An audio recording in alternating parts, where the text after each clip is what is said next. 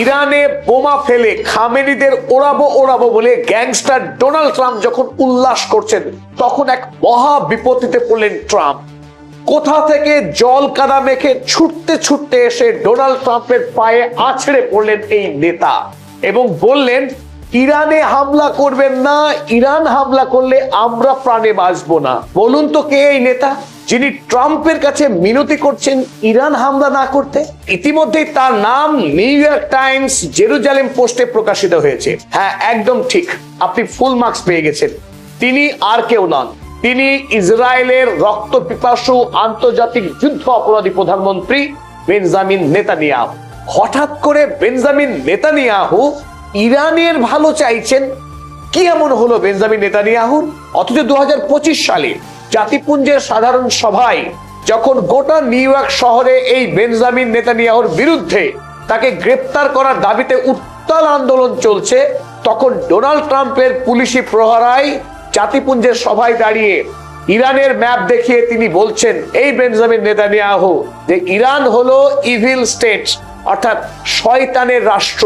এই ইরানকে ধ্বংস করার শপথ নিচ্ছিলেন জাতিপুঞ্জের সভায় দাঁড়িয়ে বেঞ্জামিন নেতানিয়াহু। অথচ হঠাৎ 14 তারিখ রাতে ডোনাল্ড ট্রাম্পের হাতে পায়ে ধরছেন যাতে ইরান হামলা না করে ডোনাল্ড ট্রাম্প। ট্রাম্প ইতিমধ্যেই সৌদি আরব, তুর্কি, ওমান, কাতার সমস্ত আরব রাষ্ট্রের কাছ থেকে এক ভয়ঙ্কর বাধার সম্মুখীন হয়েছিলেন আগেই। তারপর পরিশেষে যেটা আরো বড় ধাক্কা খেলেন ট্রাম্প, তিনি বেঞ্জামিন নেতানিয়াহুর কাছ থেকে ধাক্কা খেলেন কোনোভাবেই এই মুহূর্তে ইরান আক্রমণ যেন আমেরিকা না করে, সেই অনুরোধ তিনি করলেন ডোনাল্ড ট্রাম্পকে। এখন প্রশ্ন হলো, বেঞ্জামিন নেতানিয়াহু তিনি ইরানকে কেন ভয় করছেন?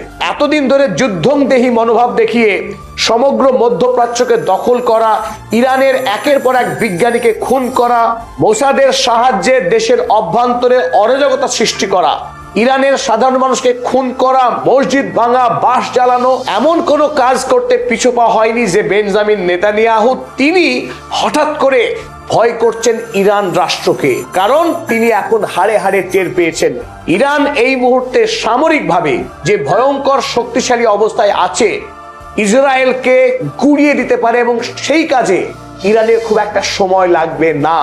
আর এদিকে ইসরায়েলের সামরিক অবস্থা এমন ভাবে বিপর্যস্ত, ইসরায়েল ধ্বংসের কিনারায় দাঁড়িয়ে আছে। ইসরায়েল রাষ্ট্রের বর্তমান অবস্থা অত্যন্ত শোচনীয়, অত্যন্ত করুণ, অর্থনৈতিকভাবে, সামাজিক দিক থেকে এবং সামরিক দিক থেকে, সমস্ত দিক থেকে ইসরায়েল এখন সারা পৃথিবীর কাছে দ্য ইভিল স্টেট, অর্থাৎ শয়তানের রাষ্ট্র হিসেবে বর্তমানে পৃথিবীবাসীর কাছে চিহ্নিত হয়ে গেছে এই ইসরায়েল রাষ্ট্র। ইতিমধ্যেই আমরা ধারাবাহিক তিনটে ভিডিও করে দেখিয়েছি মানবতার শত্রু এই ইসরায়েল রাষ্ট্র কিভাবে ভেঙে পড়ছে, কিভাবে ধ্বংসের দিকে এগিয়ে যাচ্ছে। প্রথমত 2023 সাল থেকে ধারাবাহিকভাবে গাজাতে যেভাবে ফিলিস্তিনি জনতাকে গণহত্যা চালিয়েছে এই ইসরায়েল রাষ্ট্র, তার ফলে গোটা পশ্চিমী দুনিয়াতে ইসরায়েল সম্পর্কে একটা তীব্র প্রতিক্রিয়া শুরু হয়েছে। পশ্চিমী দুনিয়ার মানুষ তারা আর ওয়ার কমপ্লিসিট, অর্থাৎ যুদ্ধ দেখে শান্তিতে থাকতে প্রস্তুত নয়। তারা প্রো ইসরায়েল পজিশন থেকে এবার প্রো প্যালেস্টিনিয়ান অবস্থান নিচ্ছে।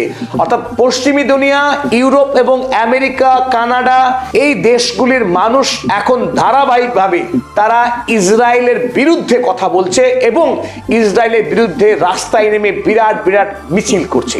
ফলে গোটা পশ্চিমী দুনিয়ায় ইসরায়েল রাষ্ট্রের যে নৈতিক ভিত্তি ছিল, তাদের হয়ে মানুষ এতদিন পয়সা দিত, কথা বলতো, এমনকি লড়াই করতে প্রস্তুত ছিল যে পশ্চিমী দুনিয়ার মানুষ, তারা এখন সরাসরি ইসরায়েলের বিরুদ্ধে লড়াই করতে প্রস্তুত হয়েছে। তাদের এই হিংস্র গণহত্যা এবং গোটা ফিলিস্তিনি জনগোষ্ঠীকে গ্রাস করার যে হিংস্র মানসিকতা, সেটাকে পৃথিবী আর কোনোভাবেই মান্যতা দিতে প্রস্তুত নয়।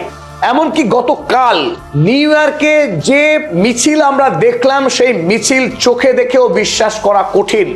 ইউরোপ, আমেরিকায় মানুষ প্যালেস্টাইনের হয়ে মিছিল করেছে। এবার খোদ নিউ ইয়র্ক শহরে, যেখানে পৃথিবীর দ্বিতীয় বৃহত্তম ইহুদি জনবসতির বাস, সেই শহরে প্রো হামাস অর্থাৎ হামাসের অধিকারের দাবিতে গাজা ভূমিতে হামাসের স্বায়ত্ত শাসনের অধিকার চেয়ে মিছিল হলো জনতার। মানুষ কাতারে কাতারে রাস্তায় নেমে চিৎকার করে দাবি জানিয়েছে গাজা ভূমিকে হামাসের অধিকার দিতে হবে। খোদ আমেরিকার নিউ ইয়র্ক শহরে এই আন্দোলন দেখলো। এখান থেকেই বোঝা যায় যে মানুষ এখন ইসরায়েলকে কি ভয়ঙ্কর ভাবে ঘৃণা করে। দ্বিতীয়ত এই ঘৃণা থেকেই ইসরায়েলের অর্থনৈতিক সংকট শুরু হয়েছে। ইসরায়েলের পণ্য এখন বর্তমানে সারা পৃথিবীব্যাপী প্রত্যাখ্যাত হচ্ছে। মেড ইন ইসরায়েল এই শব্দ এখন ইসরায়েলের জন্য বিভীষিকার রূপ ধারণ করেছে। মানুষ যখনই দেখছে কোনো প্রোডাক্টে লেখা মেড ইন ইসরায়েল, সেই প্রোডাক্ট মানুষ কিনতে অস্বীকার করছে, কারণ তারা তাদের হাতে রক্তের দাগ লাগাতে চায় না। যে ইসরায়েল রাষ্ট্র নিরীহ শিশু নারীদেরকে নির্বিচারে গণহত্যা চালায়, সেই রাষ্ট্রকে টাকা দিয়ে তার এই ধ্বংসের কাজে, হত্যার কাজে মানুষ আর সহযোগিতা করতে চায় না। ফলে এখন ইসরায়েলে বাণিজ্যের হার হু হু করে পড়ছে। বিদেশি কোনো বিনিয়োগ এখন ইসরায়েলে আর আসছে না, কারণ ইসরায়েলে যদি কোনো বিনিয়োগ করা হয় সেই টাকার নিরাপত্তা নেই। যে কোনো মুহূর্তে যুদ্ধ বাঁধলে সেই কারখানা বা সেই ইনভেস্টমেন্ট পুরোপুরি শেষ হয়ে যেতে পারে। দ্বিতীয়ত, ইসরায়েলে তৈরি করা প্রোডাক্ট বিদেশের বাজারে চাহিদা নেই, বিক্রি হচ্ছে না। ফলে বিদেশ থেকে কোনো পুঁজি ইসরায়েলের বাজারে আর আসছে না। অন্যদিকে ইসরায়েলের যারা বিলিয়নিয়ার, ইসরায়েলের যারা ধনী মানুষ, তারাও আর ইসরায়েলের মাটিতে কারখানা বা বিনিয়োগ করতে চাইছে না। তারা টাকা বিনিয়োগ করছে ভবিষ্যতের নিরাপত্তার কথা মাথায় রেখে।